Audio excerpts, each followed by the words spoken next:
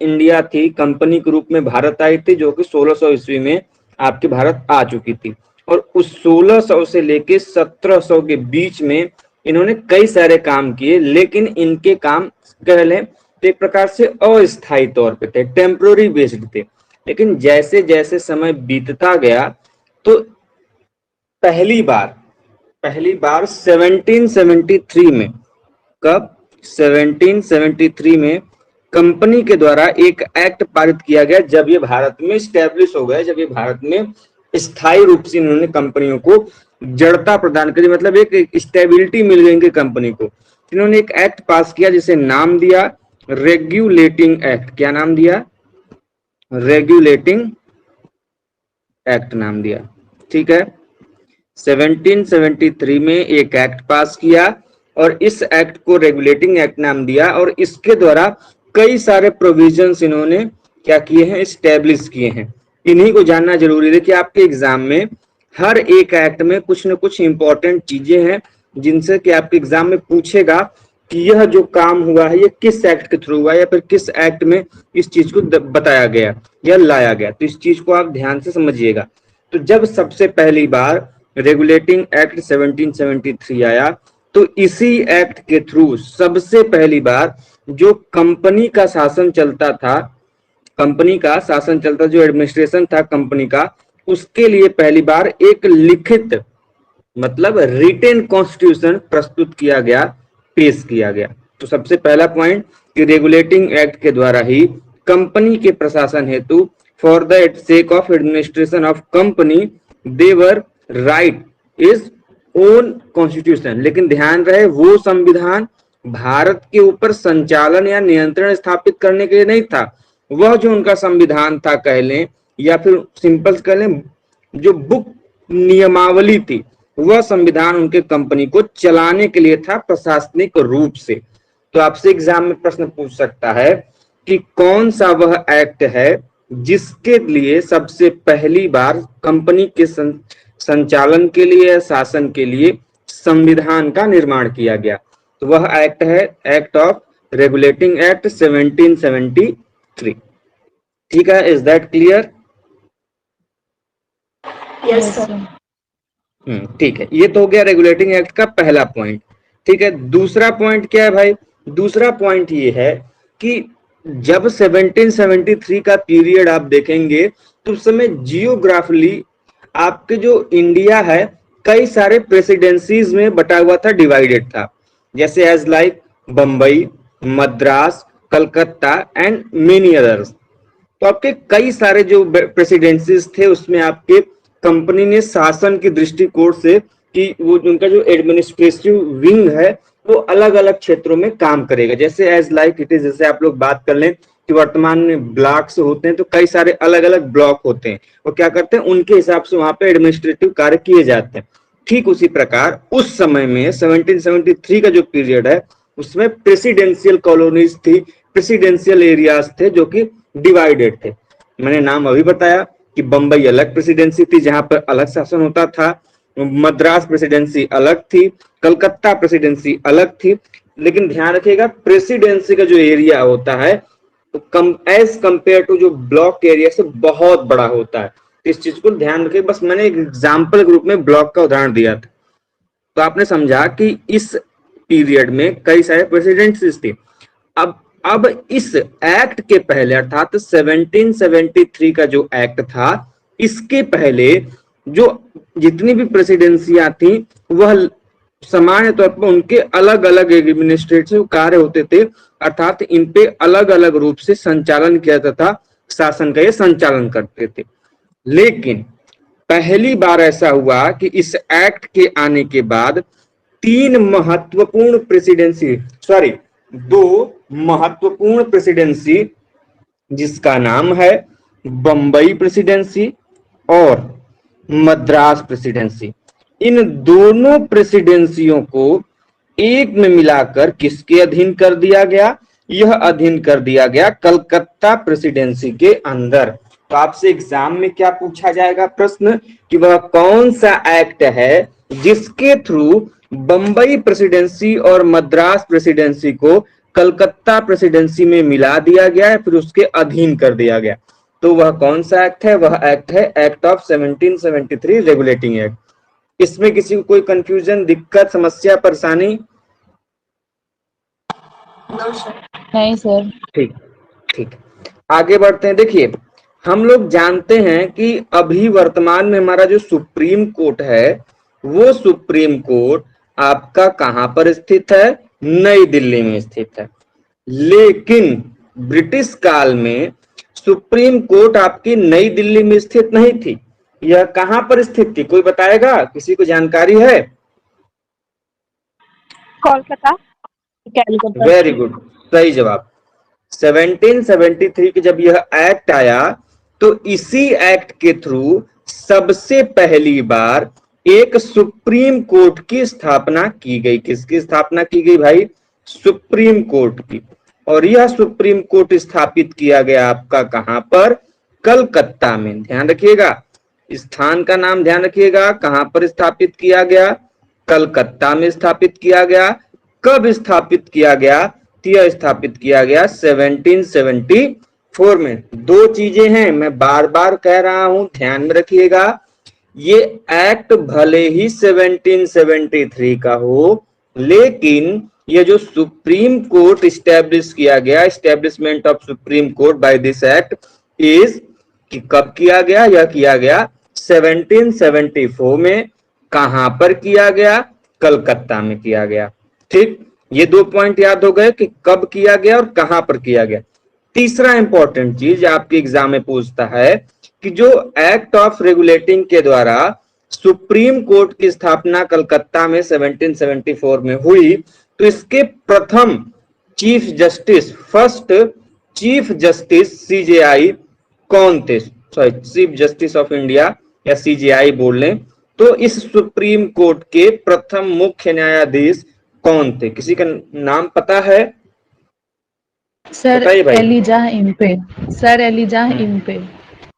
सही, very good, सही जवाब, sir Elijah Impey. Very good, sir Elijah Impey. यह जो महोदय थे, इन्होंने ही इस सुप्रीम कोर्ट में सबसे पहली बार एज ए चीफ जस्टिस क्या किया था? सर्व किया था। ठीक है, कब किया? 1774 में। कहां स्थापित किया गया? यह किया गया आपके कलकत्ता में। इस वाले पॉइंट में किसी कोई दिक्कत? अभी तक हमने आपसे 3 पॉइंट डिस्कस किए हैं, बताए भाई? No sir. जहां भी प्रॉब्लम होगा बीच में बता दीजिएगा, ठीक है। आगे बढ़ते हैं। जो चौथा पॉइंट है, अब ध्यान रखिएगा, ये जो पॉइंट है बहुत इंपॉर्टेंट है। इसको नोट पॉइंट करके आप लोग क्या करेंगे कि इसको नोट डाउन कर लेंगे। ठीक सर, थोड़ा फिर से बता दीजिए, हमारा छूट गया है। कौन सा टॉपिक बताइए? ये सर फिर से बता दीजिए, थोड़ा नोटिफिकेशन पहले भेजिए सर। हम लोग गाँव में रहते, थोड़ा खेत में काम था, चले गए थे, मोबाइल घर में चले गए। कोई बात नहीं। देखिए, हम लोग बात कर रहे हैं भारतीय संविधान के निर्माण की पृष्ठभूमि के बारे में। तो सबसे पहले हम लोगों ने आज बात की, उस क्रम में सबसे पहले रेगुलेटिंग एक्ट 1733 में। तो 1733 में हम लोगों ने 3 चीजों को देखा। सबसे पहली बार कि जो जब 1733 होगा, तो सिंपल सी बात है, भारत आजाद नहीं होगा।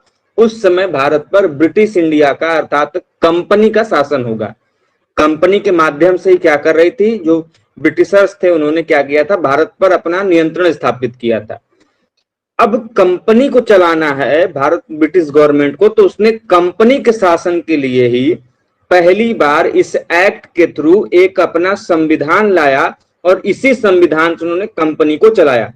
नोट रहे, बात को ध्यान रखिएगा, यह जो संविधान का निर्माण किया गया, यह एक प्रकार की नियमावली थी, रूल्स थे, जो कि बुक के रूप में लाए गए थे। न कि यह देश को चलाने के लिए थे, बल्कि किसको चलाने के लिए थे? कंपनी को चलाने के लिए थे। तो सबसे पहला पॉइंट कि इन्होंने कंपनियों को के शासन को चलाने के लिए एक संविधान का प्रस्तुत किया। दूसरा पॉइंट हमने ये बताया कि इस पीरियड में, अर्थात 1773 के आसपास आप देखेंगे तो भारत कई सारे प्रेसिडेंसियों में विभाजित था। जैसे कि Bambai presidency, Madras presidency, Calcutta presidency, ऐसे कई सारे प्रेसिडेंसियों में भारत विभाजित था। तो इस एक्ट के थ्रू जो दो बड़े प्रेसिडेंसीज थे जिनके नाम थे बंबई प्रेसिडेंसी और मद्रास प्रेसिडेंसी, इन दोनों प्रेसिडेंसीज को एक में मिलाकर उसे अंततः कलकत्ता प्रेसिडेंसी में मिला दिया गया। तो कुल तीन आपको ध्यान में रखने हैं, कलकत्ता प्रेसिडेंसी, बंबई प्रेसिडेंसी और मद्रास प्रेसिडेंसी। अब तीनों एक ही में सम्मिलित हो गए। तो आपसे एग्जाम में प्रश्न पूछ सकता है कि बंबई तथा मद्रास प्रेसिडेंसी को किस एक्ट के थ्रू कलकत्ता प्रेसिडेंसी में विभाजित मिला दिया गया या अधीन कर दिया गया, या यही क्वेश्चन ट्विस्ट करके घुमा के पूछ देगा कि रेगुलेटिंग एक्ट 1773 के अंतर्गत बंबई तथा मद्रास प्रेसिडेंसी को किस प्रेसिडेंसी के अधीन कर दिया गया। तो आपको हर पॉइंट ध्यान में रखने होंगे, किसी भी एंगल से पूछे। बंबई तथा मद्रास आपस में मिलेंगे, फिर ये किस में मिल जाएंगे अंततः कलकत्ता प्रेसिडेंसी में, किस एक्ट के थ्रू, तो रेगुलेटिंग एक्ट 1773 के थ्रू। फिर हमने तीसरा पॉइंट बताया कि इसी एक्ट के थ्रू भारत में सबसे पहली बार सुप्रीम कोर्ट की स्थापना की गई। लेकिन ये सुप्रीम कोर्ट आज के सुप्रीम कोर्ट की तरह दिल्ली में नहीं था, ये था आपकी कलकत्ता में। इस एक्ट के थ्रू सुप्रीम कोर्ट की स्थापना की गई। कब किया गया? 1774 में किया गया। कहां पर किया गया स्थापना? कलकत्ता में किया गया। अब यह है कि जब स्थापना हो गई तो इसमें जज की आवश्यकता पड़ेगी। तो इस संविधान के में जो आपकी स्थापना की गई सुप्रीम कोर्ट की, उसके प्रथम जो न्यायाधीश थे, मुख्य न्यायाधीश, वो थे सर एलिजाह इम्पे। तो हमने इतनी बात की थी आज की क्लास में आपके आने से पहले। खैर, अब चलते हैं अगले टॉपिक पे, जो कि सबसे ज्यादा इंपॉर्टेंट है 1773 का, जो आपको याद रखना है। वो पॉइंट ये है कि इस एक्ट के थ्रू पहली बार जो ये तीनों प्रेसिडेंसियों को आपस में मिलाया गया था, जिसमें कलकत्ता प्रेसिडेंसी, मद्रास प्रेसिडेंसी और बंबई प्रेसिडेंसी आपस में मिली हुई थी, इन तीनों प्रेसिडेंसियों के लिए पहले क्या होता था कि पहले होता था अलग अलग प्रेसिडेंसियों के अपने गवर्नर जनरल, सॉरी क्या होते थे, गवर्नर होते थे। तो पहले आप लोगों ने नाम सुना होगा बंगाल का गवर्नर। आपने क्या सुना होगा? पहले नाम बंगाल का गवर्नर नाम सुना होगा। तो लेकिन इस एक्ट के थ्रू पहली बार क्या हुआ कि जो बंगाल के गवर्नर जनरल थे उनको इन तीनों प्रेसिडेंसियों के, किसको? बंगाल के गवर्नर जनरल को तीनों प्रेसिडेंसी, जिसमें बंबई प्रेसिडेंसी थी, कलकत्ता प्रेसिडेंसी थी और मद्रास प्रेसिडेंसी थी, इन तीनों प्रेसिडेंसियों को के बंगाल के गवर्नर को क्या बना दिया गया? अब वह गवर्नर ही नहीं रहा, अब वो हो गया गवर्नर जनरल। क्या हो गया? Governor general. ध्यान रहे, पहले उस व्यक्ति को, उस पद को किस नाम से जाना जाता था? बंगाल का गवर्नर नाम से जाना जाता था। लेकिन जैसे ही इस एक्ट के through Bambai presidency, Calcutta presidency और मद्रास प्रेसिडेंसी आपस में मिले, तो यह बंगाल का गवर्नर जनरल, बंगाल का गवर्नर जनरल अब नहीं कहा जाएगा, बल्कि क्या कहा जाएगा? बंगाल का गवर्नर जनरल कहा जाएगा। ध्यान रखिएगा। अब दूसरी चीज ये है कि ठीक है भैया, किस एक्ट के थ्रू बंगाल का जो गवर्नर था वह बंगाल का गवर्नर जनरल कहा जाएगा। तो इंपॉर्टेंट ये है आपके एग्जाम के पॉइंट ऑफ व्यू से कि भैया ये बताइए कि बंगाल का प्रथम गवर्नर जनरल था कौन? किसी को जानकारी है? Who is the first governor general of Bengal? Warren Hasting. Very good, सही जवाब है। मैं फिर से बोल दे रहा हूं, ये जो आपके गवर्नर जनरल, वायसराय, ये जो चीजें हैं आपको बहुत अच्छे से समझ के जानी है एग्जाम के लिए, क्योंकि जब वहां पे आएगा तो आप लोग कंफ्यूज हो जाओगे, ठीक है? नहीं तो फिर मामला गड़बड़ा जाएगा। जो 1 रुपया मिलना चाहिए था वो घाटे में चला जाएगा मामला, मतलब 1 नंबर जो मिलना था वो नंबर गड़बड़ा जाएगा। तो इस बात को समझ के जाइएगा कि वहां पर पूछ क्या रहा है। गवर्नर पूछ रहा है, गवर्नर जनरल पूछ रहा है, कि वायसराय पूछ रहा है, क्या पूछ रहा है? तो क्वेश्चन को पढ़ के आराम से उत्तर दीजिएगा, जल्दीबाजी में नहीं। तो गवर्नर जनरल कौन बने भैया? वह बने आपके वॉरेन हेस्टिंग्स। ठीक है, इसमें किसी कोई कंफ्यूजन, दिक्कत?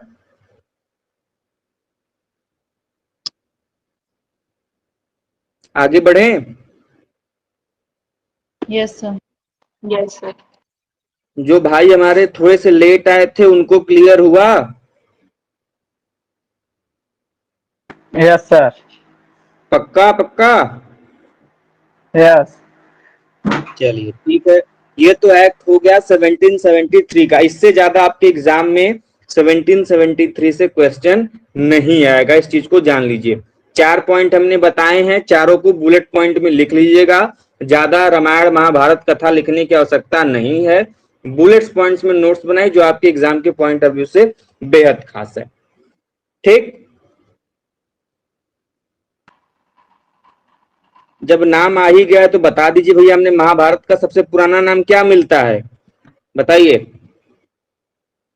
किसी को जानकारी है जीके वाले भाइयों को? सर जय सहिता। जय संगीता। और कोई यस बताए सर, जय भाई? सर। ठीक, शाबाश। अच्छा, ये बता दीजिए, रामायण के किस कांड में गंगा अवतरण की कहानी मिलती है, या गंगा अवतरण का दृश्य है?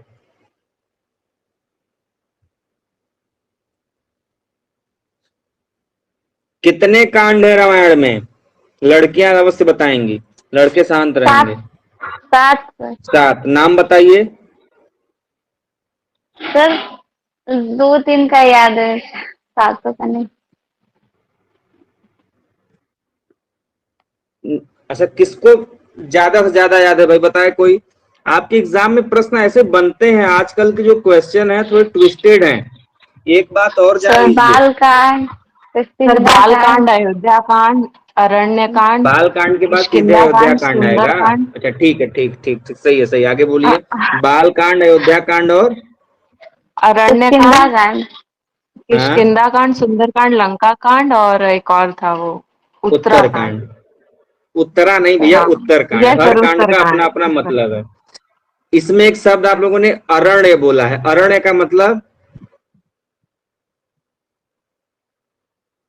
हिंदी पढ़ रहे हैं? कभी हिंदी पढ़े हो? उसमें आप लोगों को पर्यायवाची पढ़ाया गया होगा। पर्यायवाची होता है, पर्यायवाची होता है। अरण्य का मतलब क्या होता है? जंगल, वन, जिसको कांतार वगैरह भी बोलते हैं।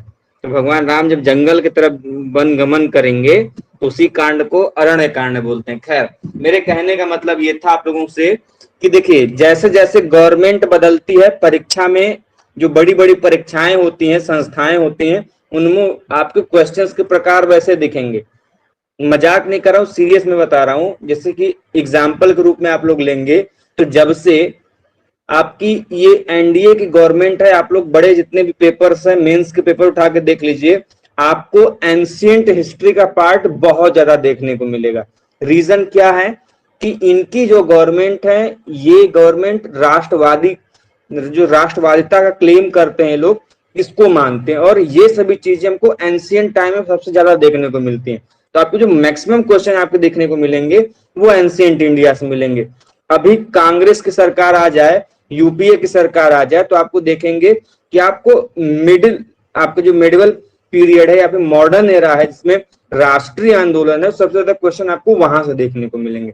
तो आपको भी उसी हिसाब से लगभग प्रिपरेशन करनी चाहिए। आपको जो क्वेश्चन के जो पैटर्न है उस हिसाब से आपको तैयार करने चाहिए। हालांकि आप लोग ये एनालाइज नहीं कर पाए होंगे क्योंकि आप लोग के जो अभी एग्जाम के लेवल है थोड़े से यूनिवर्सिटीज एग्जाम के लेवल हैं, इसलिए आप लोगों को उतने ध्यान में नहीं होंगे। खैर कोई बात नहीं, ये तो बात हो गई रेगुलेटिंग एक्ट 1773 की। अब हम लोग बात करेंगे एक्ट ऑफ सेटलमेंट, जिसको हम लोग बोलते हैं एक्ट ऑफ 1781। क्या बोलते हैं? Act of 1781। अच्छा, गंगा कौन से कांड में हुई थी बता दीजिए भैया। गंगा अवतरण का दृश्य सबसे पहले ही कांड में है। सबसे पहला कांड कौन सा कांड है? बाल कांड। गंगा अवतरण का दृश्य बाल कांड में मिलता है। ये सब क्वेश्चन एमए हिंदू स्टडीज के क्वेश्चन है, मैं आज सॉल्व कर रहा था। क्योंकि मुझे उसको अपलोड करना था, इसलिए मैं देखा तुमको आपसे पूछ लूं, थोड़ा सा देखते हैं कितना तैयारी है। कोई बात नहीं। एक्ट ऑफ सेटलमेंट की बात कर रहे हैं। देखिए वह एक्ट जो ब्रिटिश गवर्नमेंट के द्वारा 1781 में लाया गया था, उसे एक्ट ऑफ सेटलमेंट के नाम से भी जानते हैं। कभी कभी एग्जाम में पूछ देता है कि ब्रिटिश कंपनी द्वारा लाए गए 1781 अधिनियम को किस अन्य नाम से जाना जाता है, तो उसे जाना जाता है एक्ट ऑफ सेटलमेंट के नाम से। ठीक है, पहली चीज। दूसरा, ये आखिर लाया क्यों गया? तो 1773 के एक्ट से जो डिस्प्यूट ओरिजिनेट हो गए थे, उसके लिए, उसके समाधान के लिए, उसके सेटलमेंट के लिए ये एक्ट लाया गया था। इसमें 2 पॉइंट्स हैं, यही 2 पॉइंट्स आपको ध्यान में रखने हैं, ज्यादा इधर उधर नहीं जाना है। पहला पॉइंट ये है कि इस एक्ट के थ्रू ही जो कलकत्ता की सरकार थी, जो कलकत्ता की गवर्नमेंट थी, इस कलकत्ता की गवर्नमेंट को कहां पर, बंगाल हो गया, बंगाल, उसके बाद बिहार हो गया, उसके बाद उड़ीसा हो गया। 3 जगह, बिहार, बंगाल और उड़ीसा के लिए विधि निर्माण, विधि का मतलब कानून, लॉ के निर्माण की शक्ति प्रदान की गई। तो पहला पॉइंट क्या निकला कि भैया जो कलकत्ता की गवर्नमेंट होगी, ये अपने यहाँ के लॉ फॉर्मेशन के अलावा, विधि के निर्माण के अलावा, कानून के निर्माण के अलावा ये क्या करेगी, अपने साथ साथ बंगाल के लिए भी कानून बनाएगी, बिहार के लिए भी कानून बनाएगी और उड़ीसा के लिए भी कानून बनाएगी। तो यह जो अधिकार दिया गया कलकत्ता की सरकार को, यह अधिकार दिया गया आपके एक्ट ऑफ सेटलमेंट एक्ट 1781 के थ्रू। ठीक है, इसमें किसी कोई प्रॉब्लम? बताइए भाई। वो सर। ठीक। दूसरा इसमें जो इम्पोर्टेंट चीज ये है कि ब्रिटिश बहुत चालाक थे। इन्होंने इस एक्ट के थ्रू एक चीज पारित की जो कि आपको सीधे सीधे डिस्क्रिमिनेशन का मामला दिखाई देगा। इन्होंने जो सुप्रीम कोर्ट स्थापित की गई थी रेगुलेटिंग एक्ट के द्वारा 1774 में, कहां पर, कलकत्ता में, तो उस सुप्रीम कोर्ट के ऊपर ही सीधा रोक लगा दी। जैसे कि आप लोग अभी देखते हो कि वर्तमान में जुडिशरी जो है, ये लेजिस्लेशन जो है और साथ में आपका जो एग्जीक्यूटिव है, इन दोनों से फ्री है, स्वतंत्र है। न्यायपालिका क्या है, विधायिका और कार्यपालिका से स्वतंत्र रूप से कार्य करती है। यह किसी भी प्रकार से उनके द्वारा किए गए न कार्यों का समर्थन करेगी न विरोध करेगी। यह अपने मन से स्वतंत्र रूप से कार्य करेगी। यदि उसे लगेगा कि कोई चीज असंवैधानिक है तो उसके लिए वह क्या करेगी, उस चीज पर एक्शन लेगी, क्योंकि वह स्वतंत्र है। लेकिन आप यहां पर देखेंगे एक्ट ऑफ सेटलमेंट के अंदर कि यह जो सुप्रीम कोर्ट थी, इस सुप्रीम कोर्ट को यह रोक लगा दिया गया इस एक्ट के थ्रू कि जो सुप्रीम कोर्ट है वह अपनी ही जो कंपनी के कर्मचारी होंगे उनके विरुद्ध कार्रवाई नहीं कर सकती। तो आप देखेंगे कि यहाँ पर इन दोनों के बीच में क्या है, क्या यहाँ पर जुडिशरी फ्री है? नहीं है, क्योंकि यहाँ पर बीच में हस्तक्षेप करने का अधिकार है वहां की कंपनी को। कंपनी इंटरफियर कर सकती थी मामलों में जुडिशरी के भी। तो इसीलिए आपको ध्यान रखना है कि आपसे एग्जाम में प्रश्न पूछ सकता है कि कंपनी के कर्मचारियों के विरुद्ध कार्रवाई करने के अधिकार की जो समाप्ति थी सुप्रीम कोर्ट से, यह किस एक्ट के थ्रू किया गया? यह किया गया है एक्ट ऑफ सेटलमेंट 1781 के थ्रू। ठीक है, इसमें कोई किसी कंफ्यूजन, प्रॉब्लम बताएं भाई। पॉइंट फिर से बता दीजिए। फर्स्ट वाला। ठीक है, बता। अच्छा, और किसी को कोई कंफ्यूजन, फिर से डिस्कस कर ले इस पॉइंट को। जी सर। ठीक है, ध्यान से सुनिएगा। यह जो एक्ट है 1781 का, इस एक्ट में सुप्रीम कोर्ट को कंपनी ने यह आदेश दिया इस एक्ट के थ्रू कि भैया जो हमारी कंपनी है, जो ब्रिटिश कंपनी हमारी है इतनी बड़ी, ब्रिटिश इंडिया कंपनी, आप इस ब्रिटिश इंडिया कंपनी के जो भी कर्मचारी इस कंपनी में काम कर रहे हैं उन कर्मचारियों के ऊपर आप किसी भी प्रकार की कोई कार्रवाई नहीं कर सकते। तो कंपनी के कर्मचारियों के विरुद्ध किसी भी कार्रवाई को मना करने का जो यह अधिकार या फैसला लिया गया, यह लिया गया इसी एक्ट 1781 के थ्रू।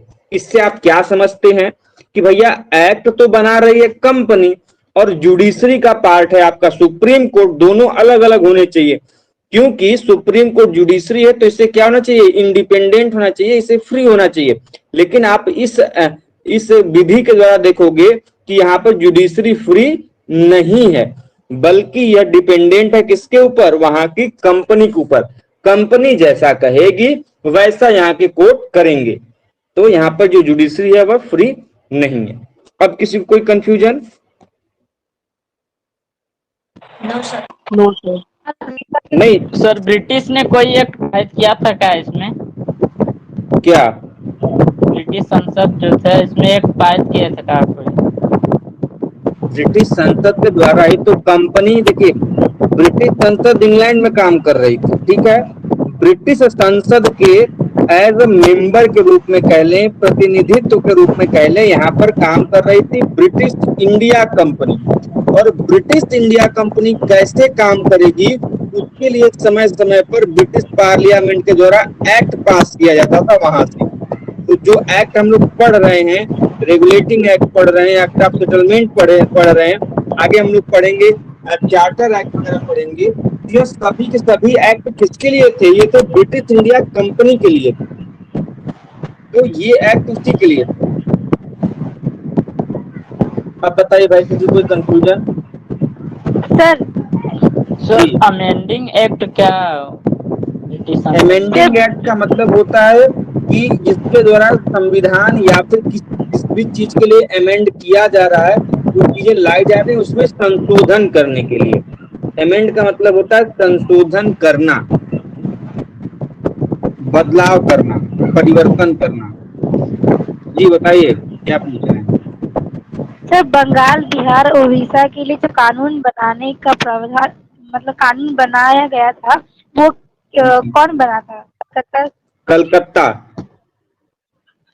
कलकत्ता के अंदर गवर्नर कह रहे भाई, कलकत्ता के ऊपर जो सरकार वहां, देखिए आप लोगों को मैंने पहले ही बताया कि जो उस समय ब्रिटिश इंडिया थी, ब्रिटिश इंडिया कई सारे पार्ट्स में डिवाइड थी। कलकत्ता पे अलग शासन करने का अधिकार था, बंगाल पे अलग शासन करने का अधिकार था, आपके उड़ीसा में अलग शासन करने का अधिकार था। किस उनको सहूलियत हो, उनको जो शासन व्यवस्था है उसको संचालित करने में सहूलियत हो। देखिए ब्रिटिश, आप यदि इंडिया को पढ़ेंगे तो आप लोग देखेंगे कि ब्रिटिशर्स ऐसे ही उन्होंने कब्जा नहीं कर लिया इंडिया पे, बहुत ही चालाकी से स्टेप बाय स्टेप उन्होंने क्या किया है, काम किया है। अभी इसमें एक एग्जांपल दूं, आप क्या करें कि किसी भी चीज को पकाएं और पकाने से पहले ही उसको थोड़ा सा पका भी नहीं और सीधा पूरा का पूरा गैस जो है एकदम फुल फ्लेम में कर दें, तो वो चीजें क्या हो जाएंगी, जल जाएंगी। लेकिन वहीं पर धीरे धीरे धीमी आंच में उसको पकाया जाएगा तो वो फाइनली पक जाएगा। तो ब्रिटिश इंडिया का कॉन्सेप्ट बिल्कुल यही था। उन्होंने एक साथ पूरे इंडिया पे क्या अधिकार नहीं किया। यदि वो एक साथ इंडिया पे अधिकार करते तो इंडियंस क्या जाते, भड़क जाते, उनको ये लग जाता कि नहीं कोई हमारे ऊपर अधिकार कर रहा है। उन्होंने धीरे धीरे एक एक जो आपके जो एरिया थे उन्होंने उसको कैप्चर किया, आगे वहां पे कंपनी डाली, कंपनी के थ्रू उनको मुनाफा दिया, उनको लालच दिया पैसे का, काम का, रोजगार का, उसके थ्रू धीरे धीरे उन्होंने वहां के मार्केट को कैप्चर किया, फिर इकोनॉमी को कैप्चर किया और लास्ट में उन्होंने जब देखा कि सब कुछ हमारे हाथ में हो गया तो उन चीजों को झटके से उनको छीन लिया। तो भाई जब जैसे कि जियो वाले क्या किए, आपको फ्री डेटा दिए, आपको लगा बस अब तो मेरी जिंदगी बन गई, 24 घंटा नेट चलाऊंगा। जहां पहले लोग एमबी के लिए तरसते थे उनको फ्री का नेट मिला है, लोग लाइन लगा खड़े थे। और अचानक उन्होंने क्या किया कि लगा नहीं अब भाई मैं पैसे दूंगा। तो जब एक बार आदत लग गई तो आप पैसे चाहे 10 रुपए दो चाहे 50 रुपए करो, आपको खरीदना ही खरीदना है। तो यही कॉन्सेप्ट था ब्रिटिश इंडिया का भी। उन्होंने एरिया वाइज धीरे धीरे कैप्चर किया, आगे एक एरिया पे रूल किया, शासन किया, उसके बाद जो उसके बिसाइड्स जितने भी एरिया थे उनको कैप्चर किया। और इसी तरह उन्होंने एटलीस्ट बाद में जाकर देखेंगे कि तो आपके ऑल ओवर इंडिया जो ब्रिटिशर्स थे वो क्या हो गए आपके स्टेब्लिश हो गए, स्थापित हो गए।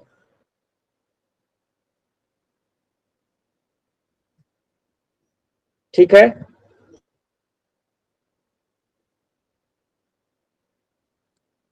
बताइए भाई, किसी को कुछ पूछना है? और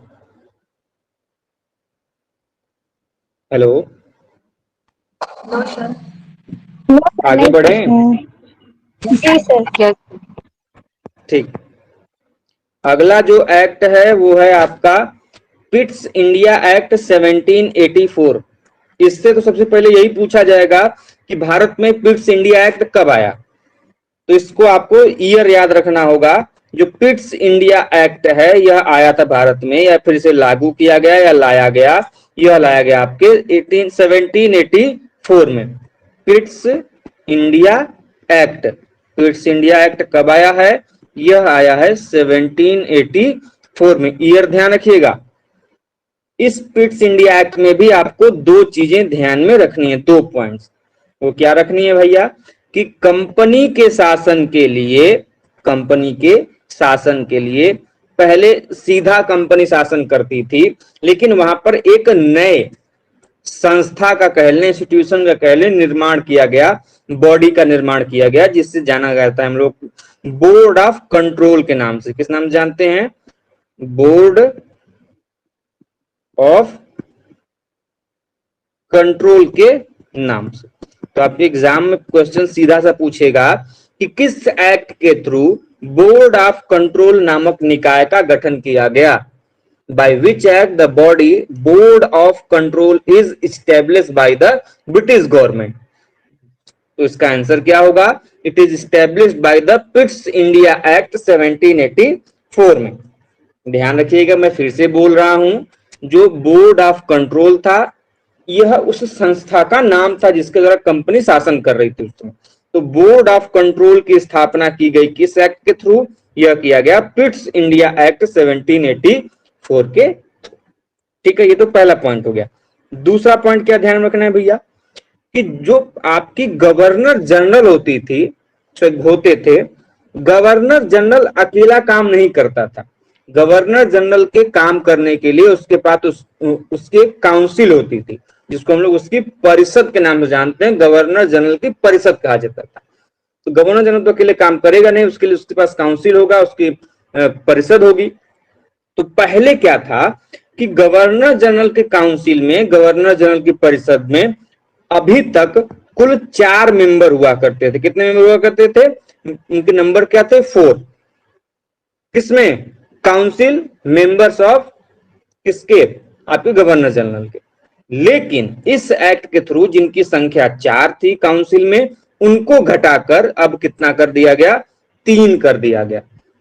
तो इस एक्ट के थ्रू जो मेंबर्स थे काउंसिल, गवर्नर जनरल के काउंसिल के, उनकी संख्या 4 से घटाकर कितनी कर दी गई?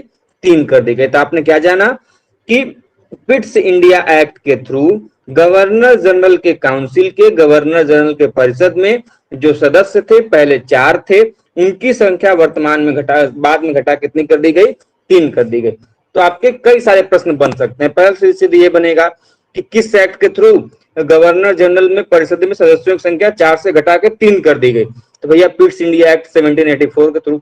अब यही क्वेश्चन आपको घुमा के पूछ सकता है कि पिट्स इंडिया एक्ट 1784 के द्वारा गवर्नर जनरल की परिषद में सदस्यों के 4 सदस्यों की संख्या को घटाकर कितनी कर दी गई? तो आपको ध्यान रखना है 3 कर दी गई। तो प्रश्न कैसे भी पूछे, यदि आपका कॉन्सेप्ट क्लियर होगा, आपके पास फुल टू इंफॉर्मेशन होगी, तो आप क्या कर ले जाएंगे? क्वेश्चन को सही कर ले जाएंगे।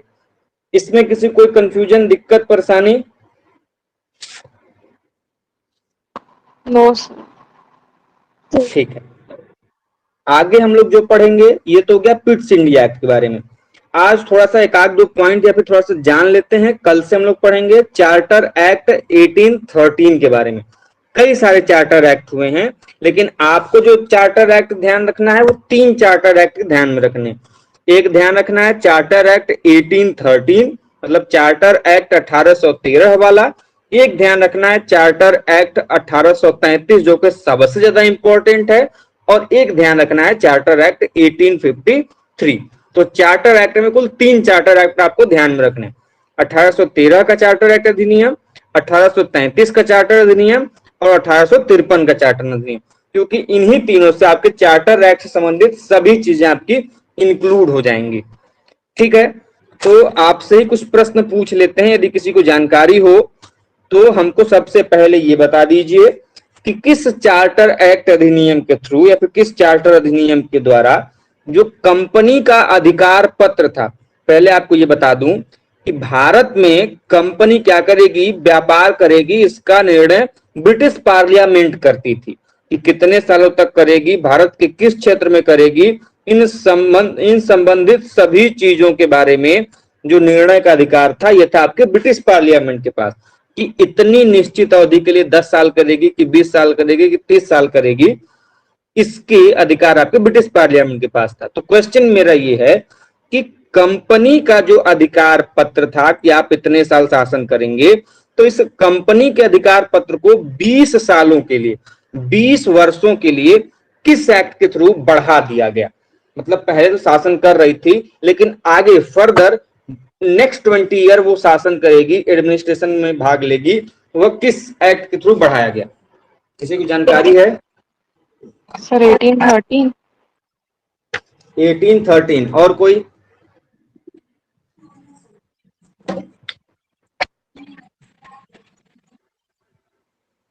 चलिए, वेरी गुड, सही जवाब।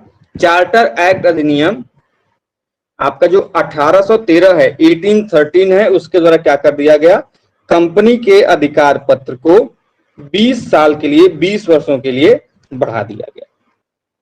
साथ में एक चीज और कि कंपनी जब भारत में काम करने आई, ब्रिटिश इंडिया कंपनी का मतलब इतना जानिएगा, ब्रिटिश इंडिया कंपनी जो कि भारत में व्यापार करने के लिए आई, तो भारत में कंपनी किसके साथ व्यापार करेगी, किसके साथ नहीं करेगी, क्या होगा, इन सभी चीजों का अधिकार किसके पास था, ब्रिटिश पार्लियामेंट के पास था। तो आपके एग्जाम के लिए बहुत इंपॉर्टेंट क्वेश्चन है, इसको मार्क कर लीजिएगा अभी से। आपके एग्जाम में प्रश्न पूछता है कि कंपनी के भारत के साथ व्यापार करने का जो एकाधिकार है, मतलब कंपनी केवल और केवल वही कंपनी भारत में व्यापार करेगी, उसके अलावा अन्य कोई कंपनी व्यापार नहीं करेगी, इसी को बोलते हैं एकाधिकार। तो ये जो कंपनी का एकाधिकार था उसको किस एक्ट के थ्रू समाप्त कर दिया गया? ध्यान रहे ये बात कॉन्टेक्स्ट में किसके की जा रही है, इंडियन कॉन्टेक्स्ट में, न कि चाइनीज कॉन्टेक्स्ट में। वहां पर कंपनी के साथ साथ मतलब वहां पे केवल कंपनी कर सकती थी, लेकिन इंडिया में नहीं। तो किस एक्ट के थ्रू जो कंपनी के व्यापारिक एकाधिकार था उसको समाप्त कर दिया गया? भैया ये भी समाप्त किया गया था आपके किसके थ्रू, बताइए किसी को जान? 1813 सर, 1813। वेरी गुड, सही जवाब। 1813 जो एक्ट था, चार्टर एक्ट था, उसके द्वारा क्या कर दिया गया, जो कंपनी का व्यापारिक एकाधिकार था भारत के संदर्भ में, उसको क्या कर दिया गया, समाप्त कर दिया गया। 2 पॉइंट आपने जाने। तीसरा पॉइंट क्या है कि भैया आप लोग जानते होंगे कि भारत में पहले अलग अलग धर्म थे, लेकिन ईसाई धर्म नहीं था। तो सबसे बड़ा जो लैक ऑफ चीजें थी, रिलीजन थी ब्रिटिश इंडिया के लिए, ये यही थी कि भाई सब कुछ तो हम लोग कर ले रहे हैं, व्यापार कर ले रहे हैं, रेवेन्यू यहाँ से जनरेट कर ले रहे हैं, यहाँ की चीजों को हम अपने यहाँ एक्सपोर्ट कर ले रहे हैं, लेकिन यहाँ पे हमारे धर्म का बढ़ावा नहीं हो रहा है भाई। तो इन्होंने क्या किया, जो ब्रिटिश इंडिया के लोग थे, ब्रिटिशर्स जो थे, उन्होंने कि भारत में जो ईसाई मिशनरीज बोलते हैं, ईसाई मिशनरीज किसको बोलते हैं भैया, जो कि ईसाई धर्म के, जो क्रिश्चियन धर्म जिसको हम लोग बोलते हैं, वो जिसका प्रचार प्रसार करते हैं, जो उनकी बातों को, उनके धर्म के, रिलीजन की बातों को लोगों तक पहुंचाते हैं, उनकी जानकारी देते हैं, उनको ईसाई मिशनरीज बोलते हैं। तो भारत में ईसाई मिशनरीज को धर्म प्रचार की जो अनुमति दी गई, ये किस एक्ट के थ्रू मिली? ये बहुत इंपॉर्टेंट, आपके एग्जाम में पूछा जाता है। 1813। हाँ, ईसाई मिशनरियों को भारत में धर्म प्रचार की अनुमति किस एक्ट के थ्रू मिली है भैया? तो ये भी मिली है आपके चार्टर एक्ट 1813 के थ्रू। ये जितनी भी चीजें हम लोग बात कर रहे हैं चार्टर अधिनियम 1830 की बात कर रहे हैं। अब सबसे लास्ट का पॉइंट जो 1813 का है इसको लिख लीजिए, जैसे बहुत इंपॉर्टेंट है। जो शिक्षा का बजट है ना, मतलब एजुकेशन का बजट, हालांकि आप देख रहे होंगे कि समय के साथ वर्तमान समय में आप देखेंगे तो सबसे कम जो पैसा खर्चा करने की कोशिश करती है सरकार, वह कोशिश करती है एजुकेशन सेक्टर में। बाकी इंफ्रास्ट्रक्चर में देखेंगे, रेलवे में देखेंगे, मैन्युफैक्चरिंग हब में देखेंगे, तो आप देखेंगे भर भर के पैसा बजट वाले में मिलता है। लेकिन आप अभी शिक्षा के बजट पे देखिए, चाहे किसी भी स्टेट का बजट हो, एक्सपेक्ट आपका उड़ीसा गवर्नमेंट और केरल गवर्नमेंट, इन लोग शिक्षा को बढ़ावा देते हैं। लेकिन आप उसके अलावा बाकी इंडिया का बजट देख लीजिए, सेंट्रल गवर्नमेंट का, यूपी का बजट देख लीजिए, आपको वहां पर एक चीज नहीं मिलेगी कि वहां पे शिक्षा के ऊपर अलग से बजट का प्रावधान कि भाई ज्यादा खर्चा कर देंगे, हम ज्यादा कर देंगे तो लोग पढ़ लेंगे, लोग पढ़ लेंगे तो गवर्नमेंट से डायरेक्ट क्वेश्चन कर लेंगे। कोई भी गवर्नमेंट हो, एनी गवर्नमेंट, देखिए भैया सीधा सीधा क्वेश्चन का अरे तो चीज का मतलब समझ लीजिएगा, सरकार चाहती ही नहीं है कि उसके जो सिविलियन हो, जो नागरिक हो, वो ज्यादा पढ़े लिखे हो, ज्यादा समझदार हो। अभी आप समझ लीजिए कि आप एक पर्टिकुलर प्लेस में हैं, 20 लोगों के साथ हैं, आपको लोग तब तक अपने का नेता मानेंगे जब तक उनको किसी चीज की एग्जैक्ट जानकारी नहीं होगी। आप कुछ भी कहेंगे, हाँ हाँ मेरा नेता ये कह रहा है, जो कह रहे हैं आप राजा वहां के आदमी हैं। अभी कोई व्यक्ति, आपने कोई गलत इंफॉर्मेशन दी, अभी कोई व्यक्ति पढ़ के आया, उसकी जानकारी ली और 20 लोगों के बीच में बोल दिया अरे नहीं नहीं आप तो मालिक झूठ बोल रहे हैं, आप तो साहब गलत कह रहे हैं, ऐसी चीजें नहीं है। तो वहां पर क्या हो जाएगा, तो वो क्या चाहेगा अगला व्यक्ति कि उसको कोई वो सही जानकारी मिले, खुद से कोई ऐसा काम करेगा कि नहीं भैया उसको सही जानकारी मिले और मेरे खिलाफ क्वेश्चन उठाए। तो यही कॉन्सेप्ट सरकार का भी है, सरकार चाहती ही नहीं है कि आपको सही शिक्षा कम समय में मिले। आप कोई भी सेक्टर देख लीजिए उठा के, हर जगह आपको हो सकता है कि आपको हेल्थ का सेक्टर थोड़ा बहुत मजबूत मिले, लेकिन शिक्षा व्यवस्था आपके यहाँ कमजोर मिलेगी। ये हर सरकार का नियम है। आप अभी तक 70 सालों में एट प्रेजेंट टिल नाउ अभी तक देख लीजिए, शिक्षा को लेकर कोई ठोस कदम उठा ही नहीं है, जो कि आवश्यक उठाना चाहिए वो नहीं उठा। मिलिट्री में फंड मिलेगा भर के, इंफ्रास्ट्रक्चर मिलेगा, इसमें नहीं मिलेगा। तो इतना बड़ा जो हमने बात कही, आपको ये समझाने के लिए कहा कि ब्रिटिशर्स इससे बहुत बढ़िया थे। ब्रिटिशर्स ने बहुत कुछ गलत किया इंडिया में, बहुत चीजें गलत की, लेकिन हमको बहुत कुछ सिखा के भी वो गए। उनकी जो इंजीनियरिंग टेक्नोलॉजी है, अभी हम लोग नए नए पुल बनाते हैं, ढह जाते हैं। ब्रिटिश पीरियड के जितने भी पुल बनाए गए हैं, जितने भी आपके आर्किटेक्चरल डिजाइन्स बनाए गए हैं, आप देखेंगे कि वो अपने आप में एक मिसाल कायम करते हैं, वो उनके इंजीनियरिंग स्किल को दर्शाते हैं। तो क्वेश्चन मेरा ये था, इतना कहने का मतलब कि उसी समय ब्रिटिश इंडिया में ही भारत के लिए शिक्षा के लिए अलग से पैसा दिया गया था। भारत में शिक्षा के ऊपर कुल कितना बजट दिया गया था, कितने रुपए आवंटित किए गए थे, ये किसी को जानकारी है? सर 1 लाख रुपया कुछ था ना, ऐसा है? वेरी गुड, सही जवाब। भारत में ब्रिटिशर्स द्वारा जो ये एक्ट आया था, चार्टर अधिनियम 1813 का, उसके थ्रू 1 लाख रुपए, सोच लीजिए 1813 में 1 लाख रुपए अपने आप में कितना बड़ा अमाउंट है। आज की बात नहीं कर रहा हूं, आज का हालांकि थोड़ा छोटा अमाउंट है, लेकिन आज के आप 1813 में चले जाइएगा तो ये कितना बड़ा अमाउंट होगा। उस समय 1 लाख रुपए भारत में शिक्षा के लिए प्रतिवर्ष क्या किया गया था, यह आवंटित किया गया था। किस एक्ट के थ्रू? तो ये किया गया था चार्टर एक्ट 1813 के। तो भैया इसमें किसी कोई कंफ्यूजन, प्रॉब्लम? No sir. तो ये आपका चार्टर एक्ट 1813 कंप्लीट हो गया।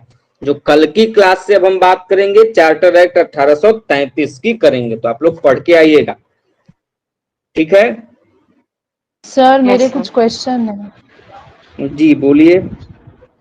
सर डीयू के प्रीवियस ईयर के एंट्रेंस में, बीएड के एंट्रेंस में पूछा गया था कि सबसे पहले लोकायुक्त स्थापित हुआ है। ऑप्शन में है Kerala, Orissa, Madras, Orissa. Punjab. Orissa. Sir next question है कि क्या संविधान की 11वीं सूची में शामिल नहीं है, मतलब निम्नलिखित में से क्या संविधान की 11वीं सूची में शामिल नहीं है? पुस्तकालय, ईंधन और चारा, ग्रामीण खेल, तकनीकी प्रशिक्षण। क्या शामिल नहीं है कि क्या शामिल है? क्या शामिल नहीं है? अच्छा, क्या क्या आपने बोला? पुस्तकालय पहला, हम्म दूसरा हम्म ईंधन और चारा, तीसरा हम्म ग्रामीण खेल और चौथा हम्म तकनीकी शिक्षा। पहला। पुस्तकालय। 11वीं अनुसूची में क्या है? पंचायती राज व्यवस्था है। उसमें कुल कितने विषय स्थापित किए गए हैं? 29 विषय। जो आपको ये चारों ऑप्शन दिखाई दे रहे हैं ना, इनमें से 3 जो है ये 29 विषयों में से एक है। जो ईंधन और चारा है वो होगा, मेरे हिसाब से इसका पहला सही होगा। ठीक है सर। सर दिल्ली को एक और राष्ट्रीय क्वेश्चन है राजधानी क्षेत्र कब बनाया गया? 1 मिनट, एक एक करके पूछिए भाई, बोलिए। सर। इनके क्वेश्चन का आंसर मैं दे सकती हूँ। क्या इन्होंने पूछा ये तो बता दीजिए हमको। इन्होंने पूछा कि दिल्ली को राष्ट्रीय राजधानी क्षेत्र का दर्जा कब दिया गया? बता दीजिए भाई आप। सर 69वें संशोधन में। 69वां जो संविधान संशोधन किया गया। देखिए बड़ा सही आप लोगों ने याद दिलाया, कल का जो यूपीपीसीएस का क्वेश्चन था इसमें ये आया था क्वेश्चन कि भारतीय संविधान में दिल्ली को राजधानी दर्जा कब मिला। तो एट इट इज यही क्वेश्चन कल आया था। तो 69वां संविधान संशोधन हुआ था, 69 कॉन्स्टिट्यूशनल अमेंडमेंट के द्वारा बना था। अब आप पूछिए अपना। मेरा क्वेश्चन ये है कि राज्य विधान परिषद के सदस्य निम्नलिखित में से किस श्रेणी से नहीं चुने जाते हैं? पहला, स्थानीय निकायों और पंचायतों के सदस्य। दूसरा, शिक्षक। तीसरा, स्नातक। चौथा, उद्योगपति। और पांचवा, उपयुक्त में से कोई नहीं। चौथा। सही जवाब, उद्योगपति नहीं चुनते भाई। विधान सर, एक परिषद। और क्वेश्चन पहला है। ऑप्शन क्या बताया आपने? पहला बताया स्थानीय निकाय, मतलब पंचायत के सदस्य। सही है। हाँ बोला, चुनते कोई हैं सर चौथा वो होगा? वो भी चुनते हैं, टीचर भी उद्योगपति। सही चुनते है, हैं सही है। और ग्रेजुएट भी चुनते हैं। विधान परिषद में जब आप जाएंगे तो विधान परिषद तो चुनाव था, जितने भी यूनिवर्सिटीज होते हैं तो वहां पे एक फॉर्म आता है इलेक्शन के पहले। यदि आप ग्रेजुएट हैं तो आप लोगों को फॉर्म दिया जाएगा, यदि आप टीचर हैं तो आपके लिए यहाँ भी फॉर्म जाएगा। इतना जान लीजिए, जब भी कोई व्यक्ति विधान परिषद का उम्मीदवार होता है तो यूनिवर्सिटी के चक्कर लगाता है, जितने स्कूल कॉलेज होते हैं उनके चक्कर लगाता है। क्यों? क्योंकि वहां से भी उनको वोट मिलते हैं। तो उद्योगपति सही हो। टीचर्स वो जिनके पास में 3 इयर्स का एक्सपीरियंस हो। सब कुछ उसमें दिया गया है, 1/6। बाकी मनोनीत होते हैं वो अलग चीजें हैं, सब कुछ बताएंगे। जब विधान परिषद आप लोगों को पढ़ाना ही नहीं है, डिटेल हम जब पढ़ा रहे थे तब बताया गया था ये सभी चीजें। खैर कोई बात नहीं, आगे पूछिए। सर एक क्वेश्चन ये है कि भारतीय प्रशासन विभाजन प्रणाली किससे संबंधित है? पहला है लेखा परीक्षक। दूसरा है केंद्र और राज्य। तीसरा है नीति क्रियान्वयन। चौथा है अखिल भारतीय सेवाएं या केंद्रीय सेवाएं। दूसरा होगा केंद्र और राज्य विभाजन जो है, क्योंकि जो आप लेखा परीक्षक बोल रहे हो ये केंद्र सरकार का है, जो कि आकलन करता है जितने भी अकाउंटेंट फॉर्म में होते हैं उनको। लेखा अकाउंटेंट से क्वेश्चन आया था आप लोगों का, जो महानियंत्रक लेखा परीक्षक होता है इसकी जो रिपोर्ट होती है, इस रिपोर्ट की जांच कौन सी कमेटी करती है? बताइए, किसी को जानकारी है? ये कल की यूपीएससी का क्वेश्चन आया था, यूपीपीसीएस का, कि भैया जो महानियंत्रक एवं लेखा परीक्षक होता है, जिसको हम लोग अटॉर्नी क्या बोलते हैं, कैग बोलते हैं, कंट्रोलर एंड ऑडिटर जनरल बोलते हैं, ये जो रिपोर्ट अपनी जारी करता है, इस रिपोर्ट के बारे में जांच कौन करता है? जब आप लोग ना ना ना ना मैं कमेटी बोल रहा हूँ भैया, तो आप लोग राष्ट्रपति कमेटी थोड़ी है। राष्ट्रपति इज एन इंडिविजुअल पर्सन। आप लोगों ने कई सारे नाम सुने होंगे, संसद में कई सारे कमेटी बनाए जाते हैं, जैसे लोक लेखा समिति, प्राक्कलन समिति, आप लोगों ने नाम सुने हैं, पब्लिक अकाउंट जो उसको कमेटी वगैरह बोलते हैं। तो जो लोक लेखा समिति होते हैं, पब्लिक अकाउंट जो कमेटी होती है, यही जांच करती है, यही रिपोर्ट के बारे में बताती है लोगों को। जो भी फाइल सबमिट किया जाएगा, जो भी रिपोर्ट प्रस्तुत की जाएगी महानियंत्रक लेखा परीक्षक द्वारा, उसकी जांच या फिर उसके बारे में जो उसमें होते हैं प्रावधान, वो लोक लेखा समिति के पास होते हैं। खैर कोई बात नहीं, और कोई क्वेश्चन? नो सर, हो गया, थैंक यू सर। ठीक है, तो आज के लिए यहीं पर समाप्त करें। जी सर। Okay sir. ठीक है, तो मिलते हैं हिस्ट्री क्लास में, तब तक के लिए जय हिंद जय। हाँ बोलिए, कुछ पूछना था? ठीक है भैया, मिलते हैं हिस्ट्री की क्लास में, ठीक है, तब तक के लिए जय हिंद जय भारत महादेव। हर हर महादेव। हर हर महादेव।